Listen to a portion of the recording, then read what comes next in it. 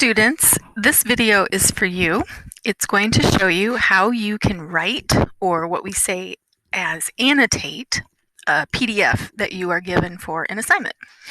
I am I'm pretending to assign my TA a Halloween word scramble.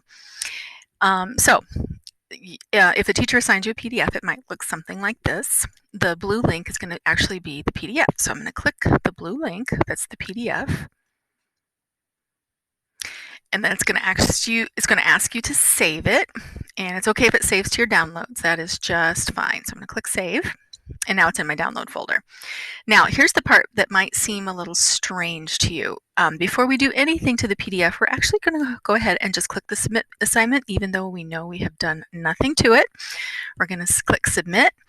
And here is where we have to find the file that we just saved. So, and again, I know this seems strange, but I promise it'll make sense when I'm all done.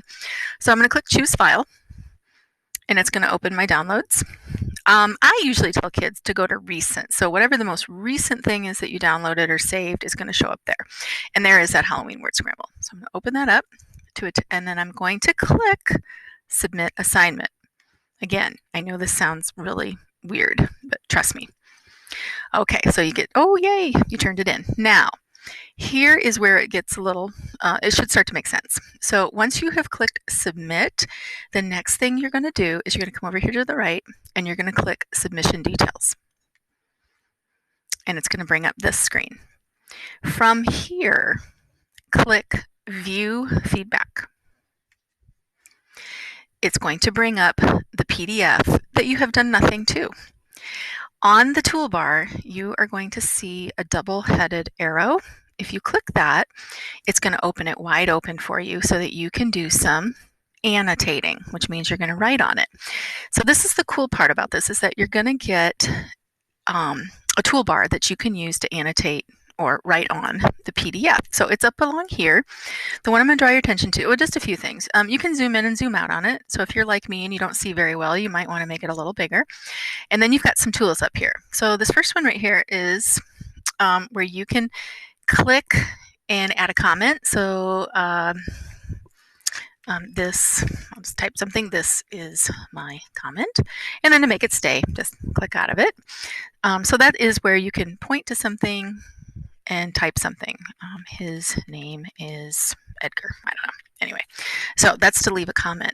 The next one, this is one that I had trouble using before. I might have to play with that a little bit more. I haven't had a lot of luck with the highlighting tool, but it is there if that's something you want to try. The next one, which I think is going to be the most important one, is adding a text box. That's going to be really important. And over here are the things you can do to control the size of it. So I'm just going to show you how to do that. So you would click where you wanted to put the text box, just kind of a double click. I know that word is bat. Okay, now it's kind of small. Again, I don't see very well. So you do have the option of making it bigger, especially if you know you have a teacher that doesn't see very well. And then you can get the four-headed arrow if you need to move things around. I think you can change the color. Yep, that's kind of fun. You can change the color of the text. I would definitely avoid red or yellow on those. But again, let me show you the text box again. So make sure you clicked on the T, and then just click where you want it to go. And I'm going to do one that I know the answer to. Oh, I think I know this one is. Okay, that's, I think, vampire. Okay, but you'll notice it does keep the same size as what we did with bat, so that's kind of nice. And again, you can change the colors if you want to. Okay. This next one, though, might be pretty important. This is a freehand drawing tool. So this is going to give you the ability to circle things, and you can make your lines thicker if you want to. And that might become in handy if you were doing some kind of a multiple choice thing. You'll have that option. And then the last one is if you want to put a box around something. Again, that might be useful too. So just figure out where you want to put your box. And maybe if you don't want to use the circle tool, you could use that. You could also put a comment there too as well. I did not understand this one. And you can also change the color on your box as well. So lots of annotation tools that should be enough to work on any kind of PDF. Now, when you're done with your annotations, here's your next steps. You're going to come back up and find this little icon, because what that's going to do when I click it is going to bring it back into Canvas. That's very important. And then from here, you're going to find this X right here, and you're going to close it. And now this is the critical part. We are going to resubmit this assignment, because when we resubmit it to our teacher, they are going to get your edits. So there is no need, after you've resubmitted, there's no need to choose a file again. We're not going to do that. You're just going to click that resubmitted button.